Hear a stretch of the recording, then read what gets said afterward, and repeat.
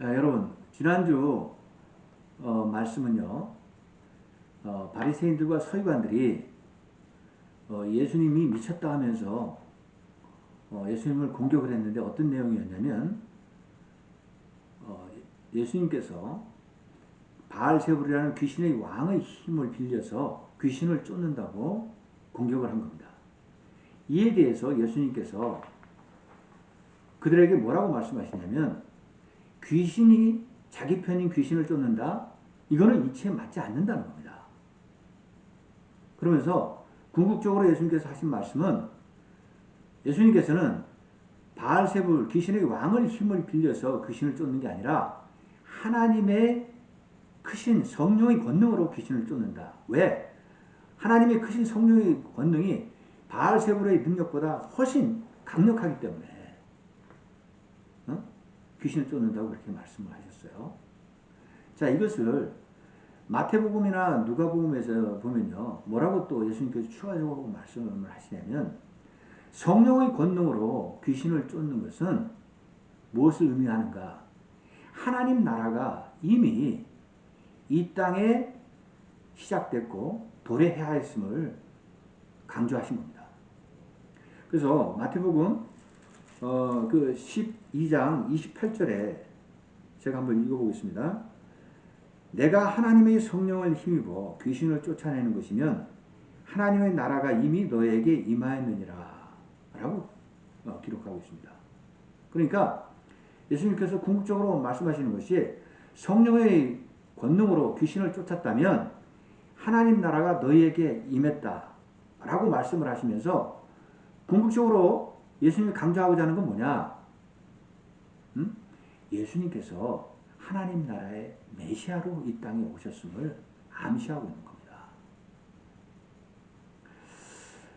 자, 그래서 저는 오늘 본문의 제목을요, 하나님 나라의 비밀과 네 가지의 마음 이렇게 정했는데, 먼저 우리가 생각해야 될 것은 예수님께서 하나님 나라에 대해서 비밀을 말씀하시는데 무엇을 강조하시는 건지 그것을 한번 살펴보고요.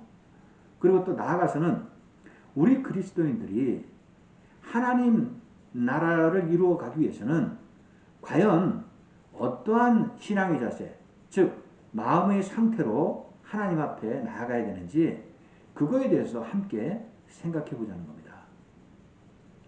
자, 그럼 오늘 본문 1절 보십시오. 제가 읽겠습니다.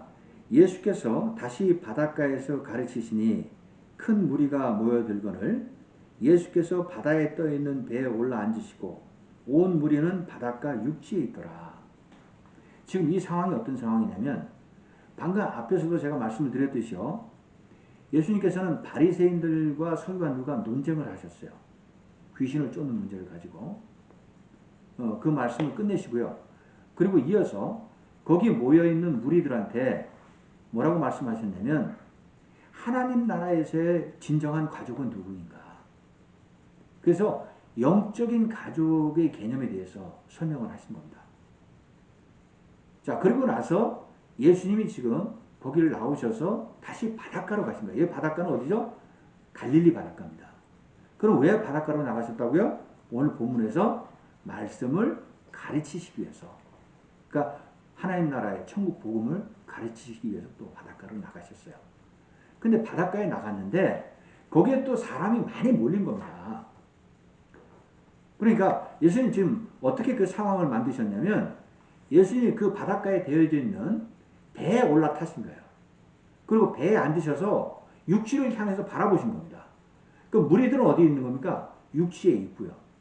그러니까 예수님이 그들과 간격을 두시고 이게 떨어지신 건데, 그러니까 사람들이 많이 밀치고 이렇게 부딪히고 하다 보면 말씀 전하는 것에 불편하시지 않았겠어요? 그런 걸 다 감안해서 예수님은 지금 배 위에 앉으셔서 하나님의 말씀을 가르치셨다라고 지금 기록하고 있는 겁니다. 자, 이어서 2절 보세요. 이에 예수께서 여러 가지를 비유로 가르치시니 그 가르치시는 중에 그들에게 이르시되, 자, 말씀을 가르치시는데 어떻게 가르치셨다고요? 비유의 말씀을 통해서 가르치셨다는 겁니다. 그럼 왜 예수님께서는 비유의 말씀을 하시면서 말씀을 가르치셨나? 그 이유가 어디에 잘 나타나 있냐면요. 오늘 본문 10절에서부터 12절에 잘 나타나 있어요. 그걸 제가 한번 읽어보겠습니다. 예수께서 홀로 계실 때 함께한 사람들이 12제자와 더불어 그 비유에 대하여 물으니 이르시되 하나님 나라의 비밀을 너에게 주었으나 외인에게는 모든 것을 비유로 하나니 이는 그들로 보기는 보아도 알지 못하며 듣기는 들어도 깨닫지 못하게 하여 돌이켜 죄사함을 얻지 못하게 하려 하심이라 하시고. 그러니까 예수님께서 비유의 말씀을 하신 이유는 궁극적으로 뭐라고요?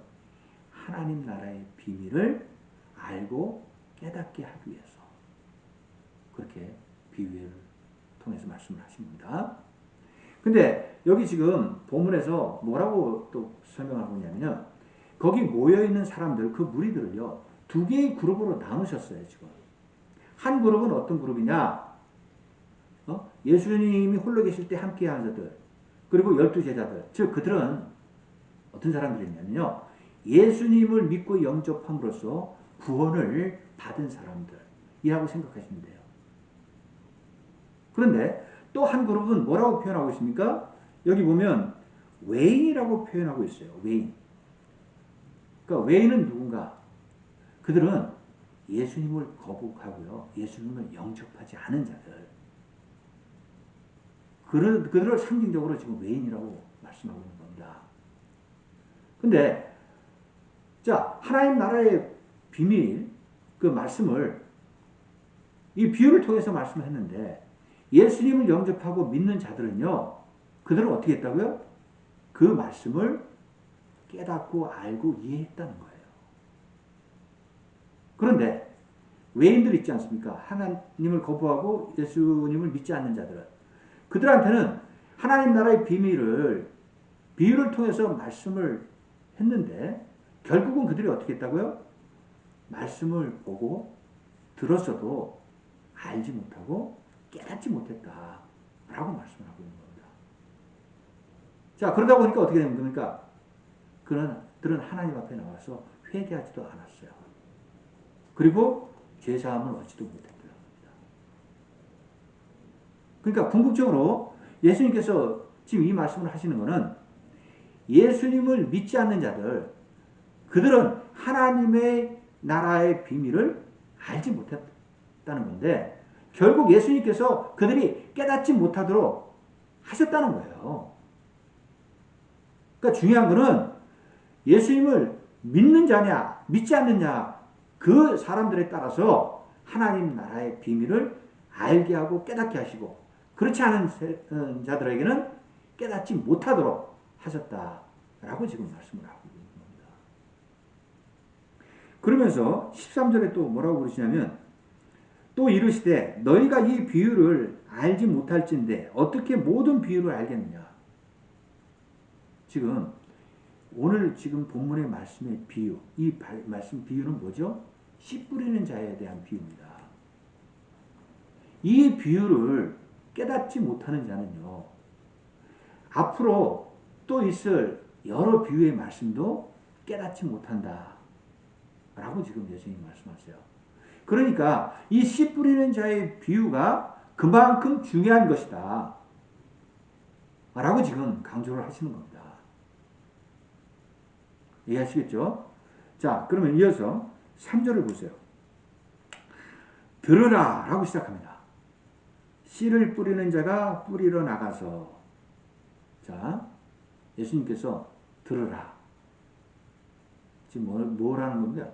이 들으라는 것은 바로 말씀을 들으라는 거예요. 하나님 나라의 천국 복음의 말씀을 들으라 라고 강조를 하시는 겁니다. 여러분, 성경에서 지금 이 말씀을 들으라라는 이 말씀이 여러 군데서 강조되고 있어요. 요한계시록 3장 22절에 보면 뭐라고 강조하고 있냐면요. 제가 한번 읽어볼게요. 귀 있는 자는 성령이 교회들에게 하시는 말씀을 들을지어다. 여기서도 말씀하는 게 뭡니까?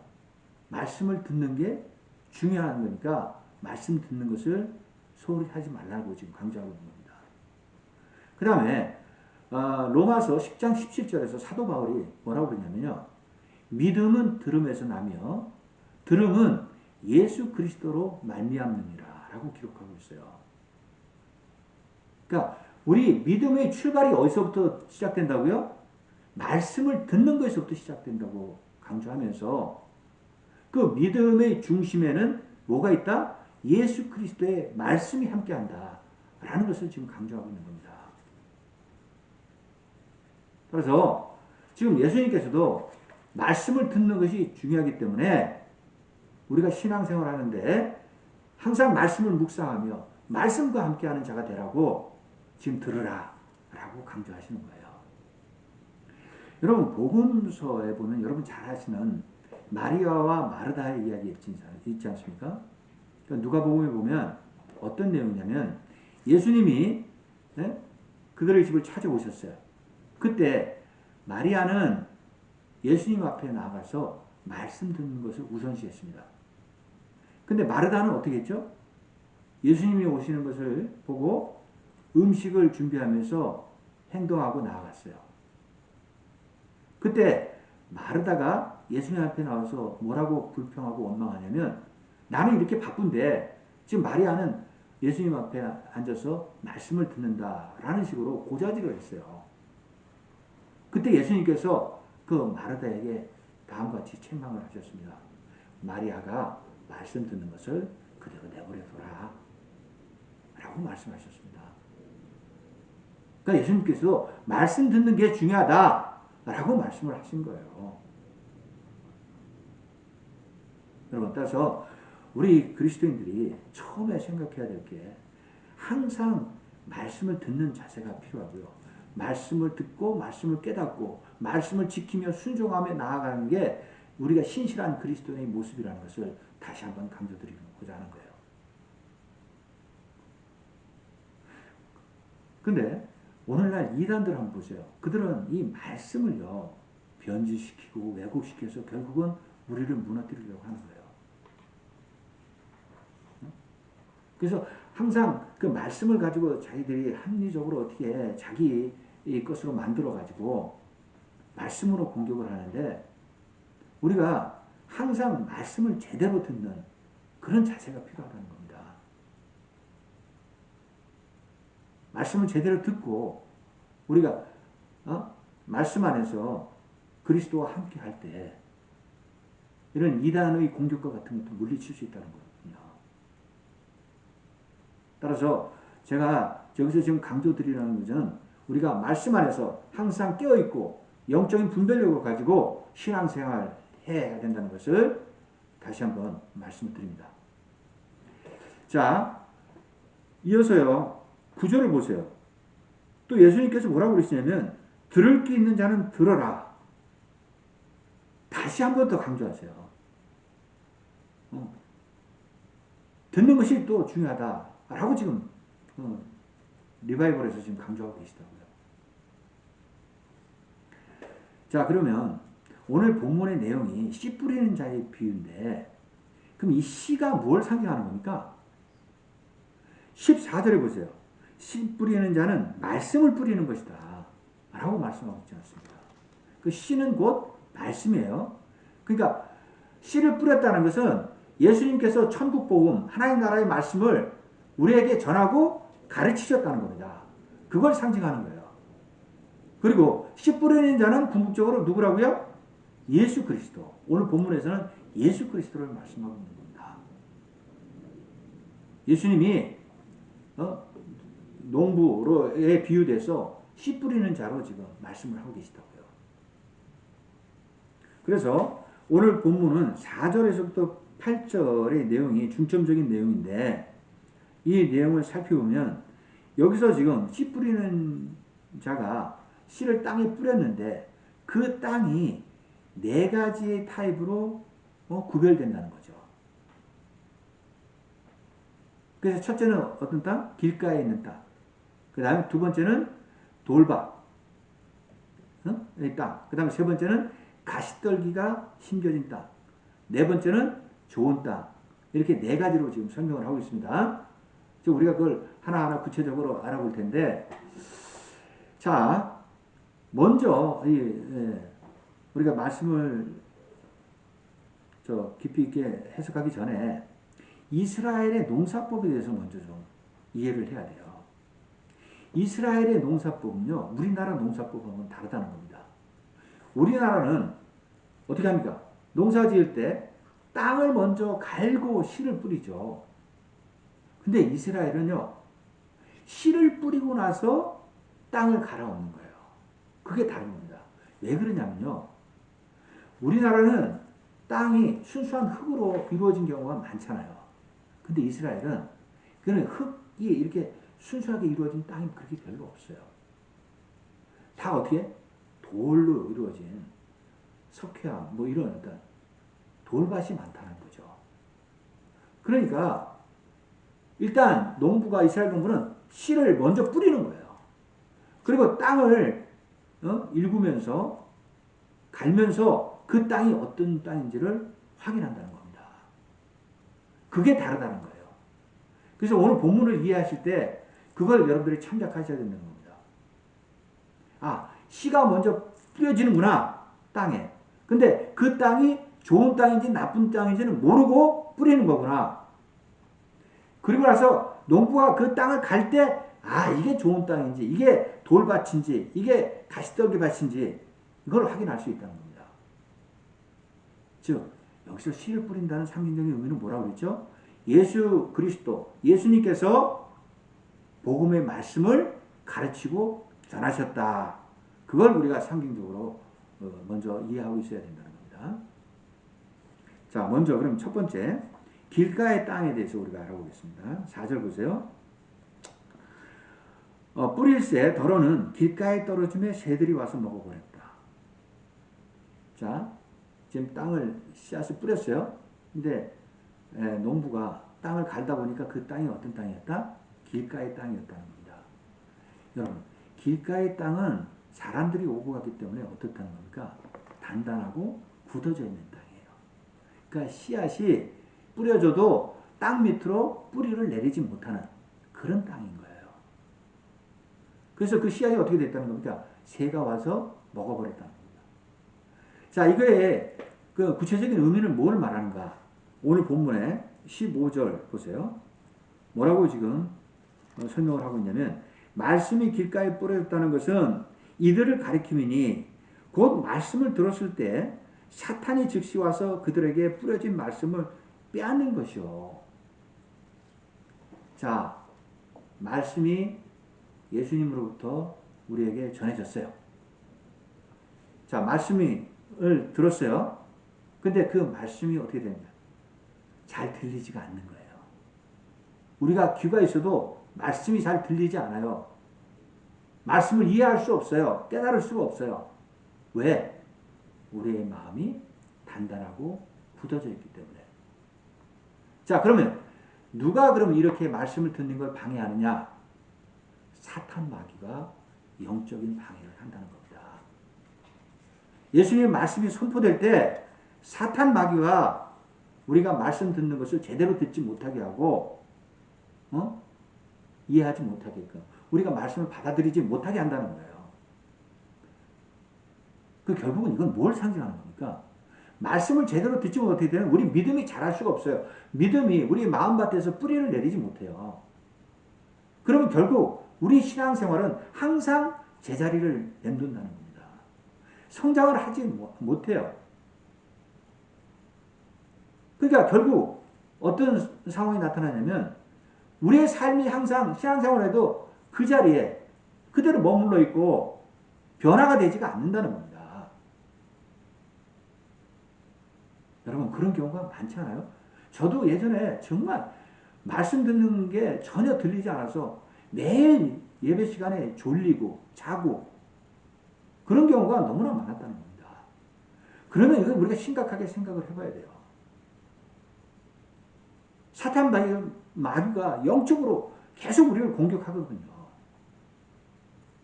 그런 상태는 신앙생활을 해도 형식적인 신앙생활밖에 안 된다는 겁니다.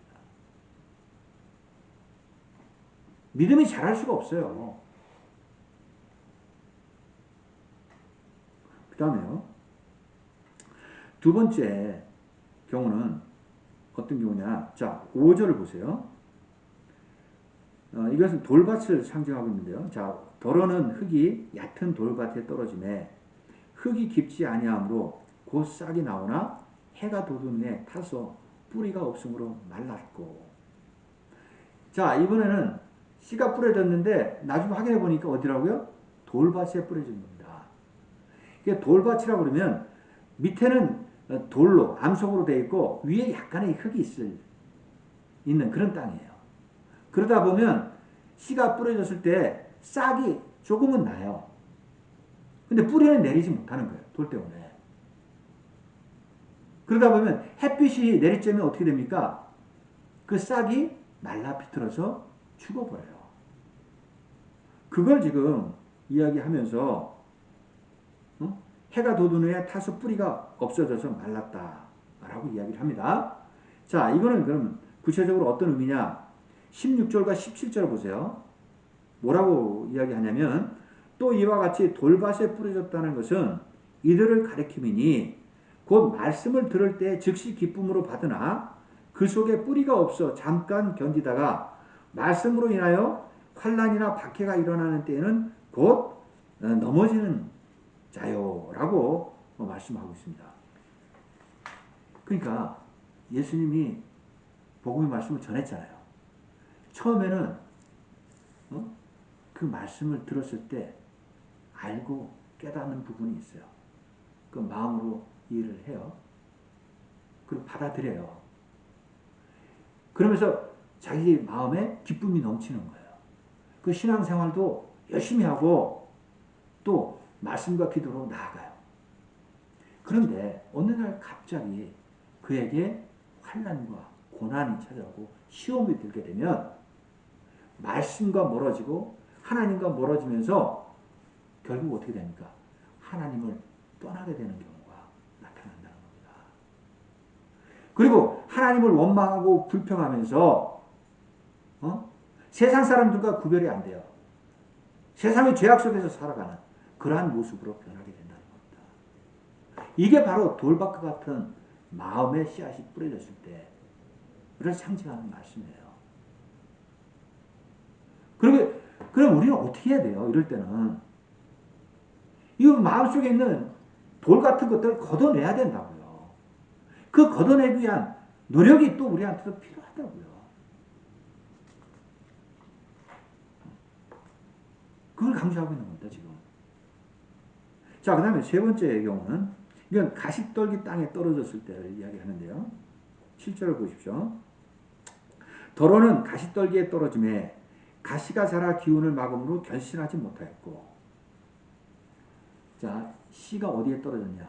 가시떨기가 심겨진 땅에 떨어진 겁니다.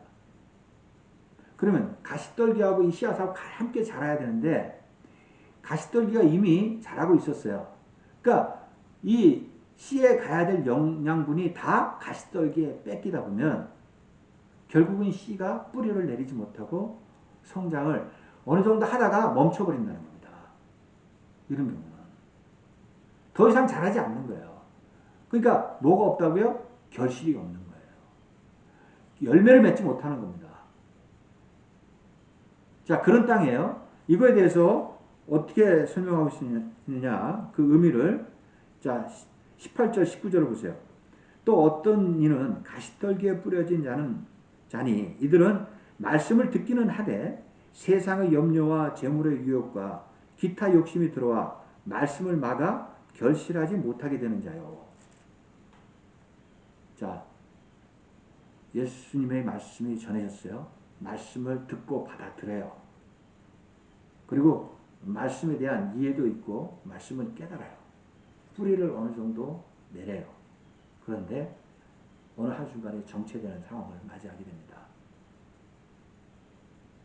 자, 그 이유를 뭐라고 그럽니까?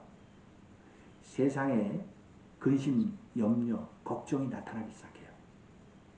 또 세상의 재물, 돈에 관심을 두기 시작해요. 또 나아가서는 기타 여러 가지 탐욕, 욕심으로 가득 채워지기 시작해요. 그런 경우에는 우리 신앙이 성장하지 않는다는 겁니다. 말씀을 뿌리지 못해요. 그 마음밭은 항상 세상을 좋아하게 되고 세상의 유혹에 빠지게 되고 세상으로 나아가고 싶은 세상 사람들과 같은 삶을 살고 싶은 그런 욕구와 충동이 계속 일어난다는 겁니다. 지금 이걸 지금 강조하고 있는 거예요. 가시떨기가 심겨진 땅은 바로 우리가 가시떨기와 같은 그런 존재로 변화될 수 있다는 겁니다. 그래서 사도 바울은 뭐라고 그럽니까? 두렵고 떨린 마음으로 주님 앞에 나가 하나님 앞에 나가 계속 매일같이 죽노라 라고 이야기하고 있지 않습니까? 하나님 앞에 낮아지고 겸손한 자세로 나아갈 때 그리고 우리가 말씀과 기도로 영적으로 충만함으로 채워질 때 우리가 이러한 것들을 이겨낼 수 있다고 이야기하고 있지 않습니까? 자, 이게 바로 세 번째 가시떨기에 심겨진 그 떨어지는 씨의 그 말씀을 상징하는 내용입니다. 자, 그다음 마지막에 네 번째는 8절에서 좋은 땅에 씨가 떨어지는 경우에요. 더러는 좋은 땅에 떨어짐에 자라 무성하여 결실하였으니 30배나 60배나 100배가 되었느니라. 자, 좋은 땅에 떨어지는 씨앗은 30배, 60배, 100배의 결실을 맺는다는 겁니다. 놀라운 말씀의 기적이 나타난다는 거예요. 이런 경우는. 그래서 20절에서 뭐라고 지금 설명하고 있냐면 좋은 땅에 뿌려졌다는 것은 곧 말씀을 듣고 받아 30배나 60배나 100배의 결실을 하는 자니라 라고 말씀하고 있어요. 좋은 땅과 같은 그런 마음밭을 가진 사람, 그런 사람은 한 사람이 놀라운 말씀의 열매를 축복을 맺게 된다는 겁니다. 30배, 60배, 100배 열매를 맺게 된다라고 지금 강조하고 있는 거예요. 지금 이 말씀은요. 누가복음 8장 15절은 어떻게 이야기하고 있냐면 좋은 땅에 있다는 것은 착하고 좋은 마음으로 지키어 인내로 결실을 하는 자니라 라고 또 설명을 하고 있습니다. 그러니까 좋은 땅에 떨어진 씨앗의 의미를 뭐라고 여기서 이야기하냐면 우리가 말씀을 받아서 좋은 마음의 밭을 가지게 됨으로 해서 말씀을 지키고 인내하면서 기다리면서 순종하며 나아간다는 거. 그걸 강조하고 있는 거예요. 그러니까 이걸 이제 어떻게 우리가 구체적으로 말씀을 드려야 되냐면 우리의 마음밭은 한 가지의 마음이 아니라는 겁니다. 때로는 길가와 같은 마음밭, 두 번째는 돌밭, 그 세 번째는 가시떨기가 심겨진 밭과 같은, 그 네 번째는 좋은 밭도 있다는 거죠. 이런 마음들이 우리 그리스도인들의 마음속에 혼재되어 있다는 거예요. 처음부터 태어날 때 너는 가시떨기 같은 밭을 가진 사람, 너는 뭐 좋은 밭을 가진 사람, 이렇게 구분되는 게 아니에요. 우리 한 사람 한 사람이 이러한 여러 가지 마음들이 때에 따라서 수시로 변화되고 나타날 수 있다는 것을 생각해야 된다는 거예요. 그래서 결론적으로 지금 말씀하시고자 하는 하나님 나라의 비밀은 뭐냐? 우리가 좋은 마음밭을 가꾸며 만들어 가려고 최선을 노력을 다할 때 하나님께서 우리에게 더 크신 축복과 더 크신 열매를 맺게 한다는 겁니다. 그걸 말씀하고 싶어 하는 거예요. 그래서 오늘 본문의 말씀을 비유를 말씀을 통해서 강조하고 계시는 거라고요. 그러니까 다시 말하면 여러분 이 하나님 나라는 하나님의 뜻과 계획 안에서 하나님이 다스리고 통치하시면서 하나님 나라를 세우시고 이루어 가세요. 그건 분명하죠. 근데 그 우리가 가만히 있는다고 우리는 하나님 나라에 들어갈 수 있습니까? 아니잖아요. 우리도 하나님 나라를 이루어 가기 위해서 성화적인 삶을 그리고 좋은 마음밭을 가꾸며 나아갈 때 우리가 하나님의 영광을 볼 수 있다는 겁니다.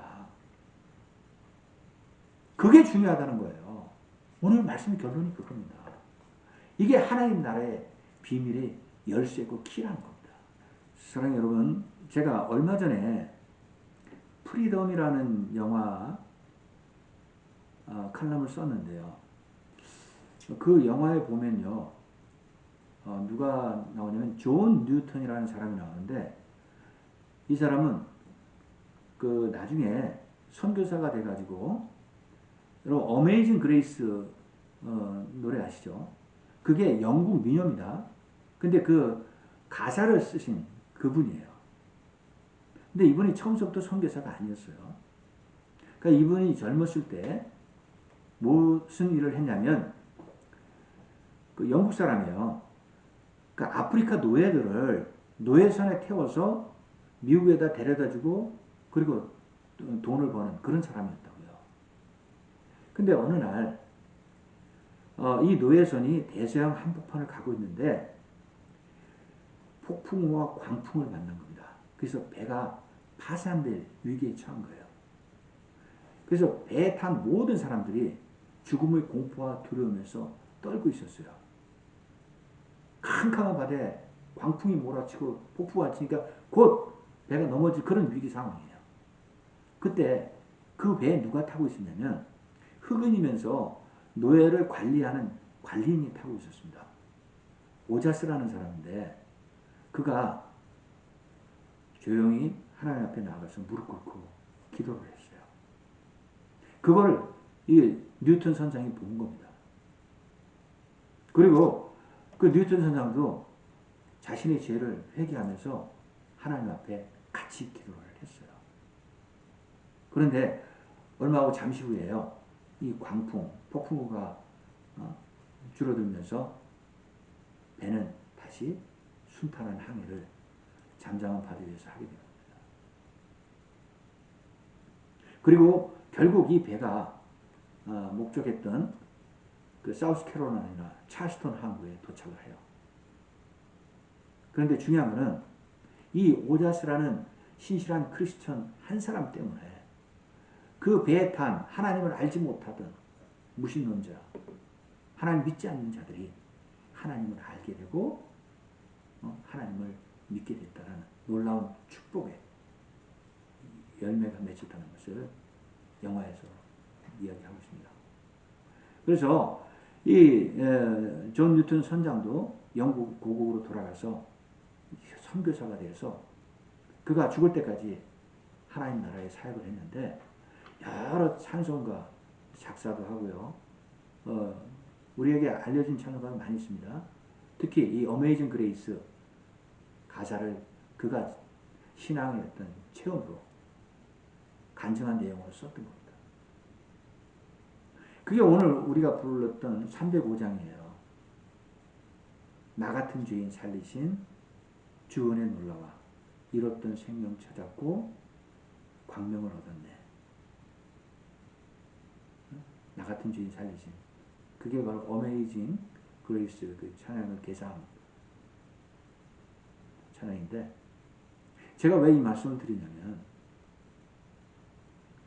우리 하나님 나라의 복음의 신앙의 열매는 한 사람의 마음밭에 뿌려진 하나의 씨앗이요. 60배, 100배 이상의 놀라운 영혼을 구원하는 축복의 열매로 나타난다는 겁니다. 그거를 제가 강조하기 위해서 이 영화의 스토리를 잠깐 말씀드린 겁니다. 여러분, 우리 그리스도인들 살다 보면은 때로는 길가와 같은 마음, 또 때로는 돌밭과 같은 마음, 가시떨기가 심겨진 밭과 같은 마음, 그런 마음이 나타날 때가 있어요. 그럴 때마다 우리는 오늘의 말씀을 기억하시면서 좋은 밭을, 좋은 마음의 밭을 가꾸며 만들어 가려고 최선을 다할 때 하나님께서 크신 축복의 열매, 영생의 구원의 축복을 우리에게 주신다는 것을 기억하시고요. 이 말씀 가지시고 이번 한 주간도 그리스도와 동행하시면서 승리하는 여러분 되시기를 간절히 축원드리겠습니다. 예, 기도하겠습니다.